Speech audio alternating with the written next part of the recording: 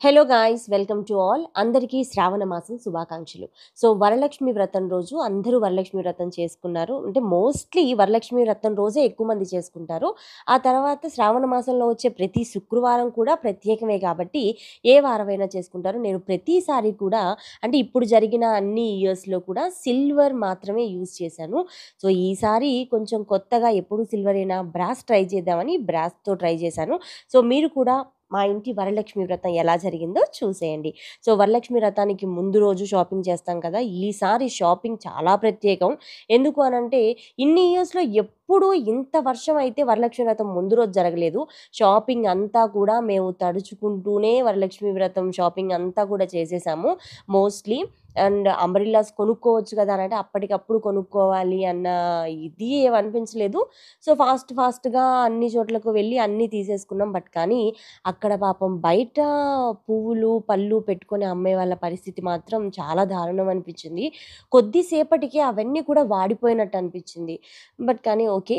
So Varalakshmi వ్రతం అంటేనే నైవేద్యాలు ప్రత్యేకం కాబట్టి 9 రకాల నైవేద్యాలు నేను చేశాను. అందులో కొన్ని మాత్రమే చూపించాను. ఇంకా ఓవరాల్‌గా మా ఇంటి వరలక్ష్మి వ్రతం ఎలా జరిగిందో మీరు చూసేయండి.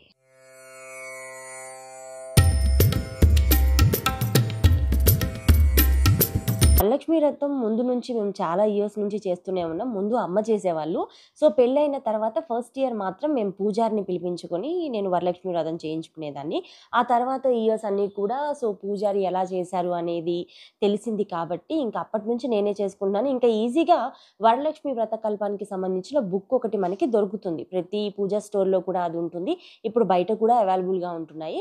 సో అవి తీసుకుంటే మనకి సరిపోతుంది. ఆచమనం దగ్గర నుంచి మనం ఏం చేయాలి, ఏంటి, వరలక్ష్మి వ్రతం కథలు కూడా ఉంటాయి. అవి కూడా విన్నా, చదివినా చాలా మంచిది అని అంటారు. సో ప్రతీది కూడా బుక్‌లో అనేది మెన్షన్ ఉంటుంది కాబట్టి మనం ఈజీగా వ్రతం అంతా కూడా చేసుకోవచ్చు. సో నేను కూడా ఎప్పుడూ అలానే చేస్తూ ఉంటాను. కానీ ఇక్కడ వరలక్ష్మి వ్రతం మనం పూజ అనేది స్టార్ట్ చేసినప్పటి నుంచి ఎండింగ్ వరకు కూడా అస్సలు లేవకుండా ఉండాలి. అండ్ పూజ స్టార్ట్ అయిన తర్వాత మనం మాట్లాడకూడదు. మనం మాట్లాడాము అనంటే పూజ వ్రతభంగం అయినట్టే అని చెప్పేసి నేను కొన్ని పుస్తకాల్లో ఇంకా కొంతమంది పూజారి వాళ్ళు చెప్పినప్పుడు కూడా నేను విన్నాను. సో అలానే ఆల్మోస్ట్ నేను పూజ అంతా కూడా అలానే కంప్లీట్ చేశాను. సో ఇంకేదన్నా మనం కొన్ని సందర్భాల్లో ఏదన్నా మర్చిపోయి మనకి ఎవ్వరు హెల్ప్ చేయడానికి లేదు అనన్నప్పుడు ఇక తప్పదు. అందుకనే మనం పూజ స్టార్ట్ చేసే ముందే అన్నీ ఉన్నాయా లేదా అని చూసుకోవడం మంచిది. ఇన్ కేస్ ఎప్పుడన్నా మనకి జరిగింది, లేవాల్సిన పరిస్థితి వచ్చింది అనంటే ఇగ అమ్మవారికి అమ్మ తప్పయింది. సో నువ్వే రక్షించాలి అని మనం ఆ అమ్మవారిని క్షమాపణ కోరితే సరిపోతుంది.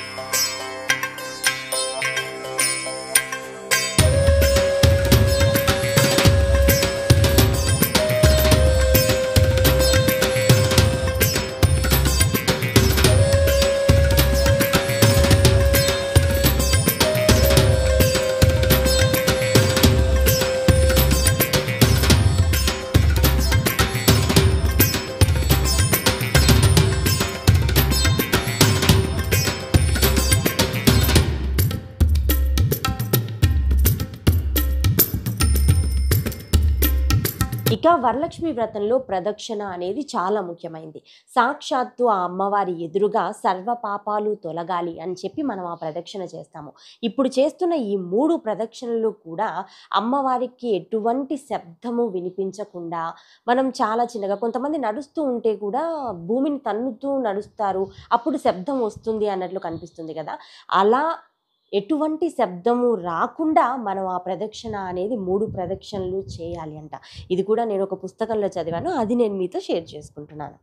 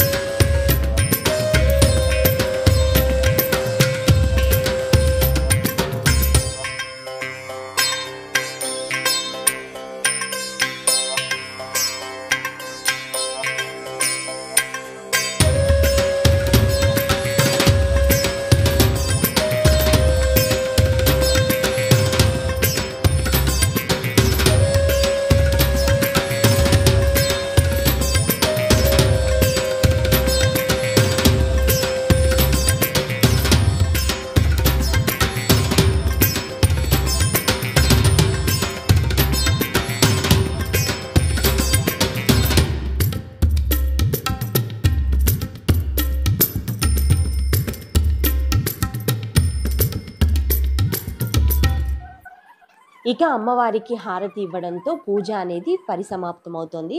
సో నాతో పాటు ఈ పూజలో మీరందరూ పాల్గొన్నట్టుగా నేను భావిస్తూ, సో మీ అందరికీ కూడా, నా వ్యూవర్స్ అందరికీ కూడా హారతి ఇస్తున్నాను. తీసుకోండి.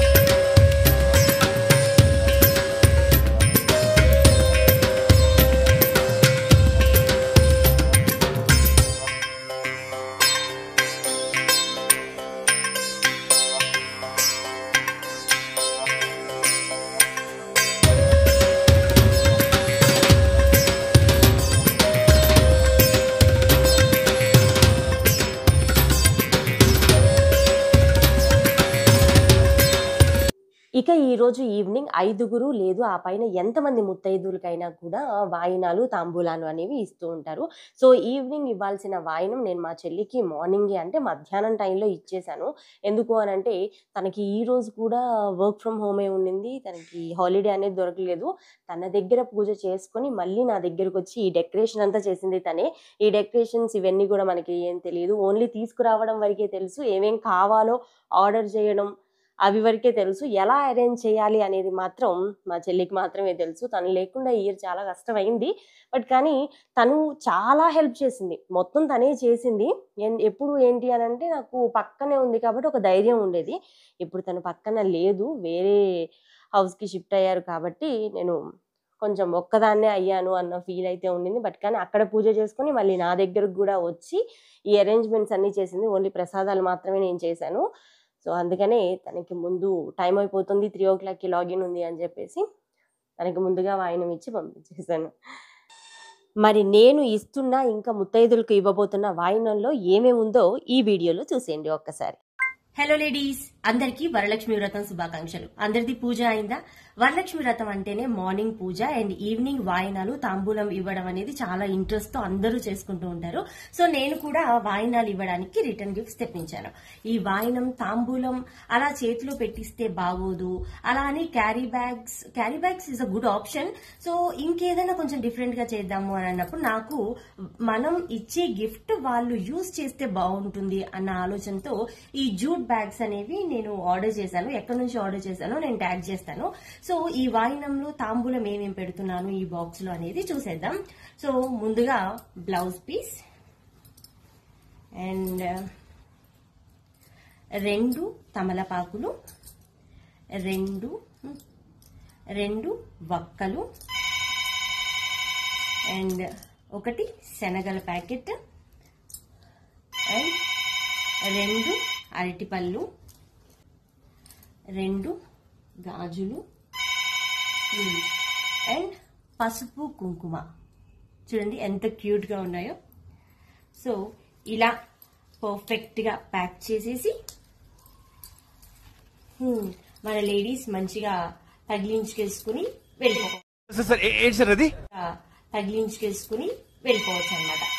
ఇలా ఎలా ఉంది?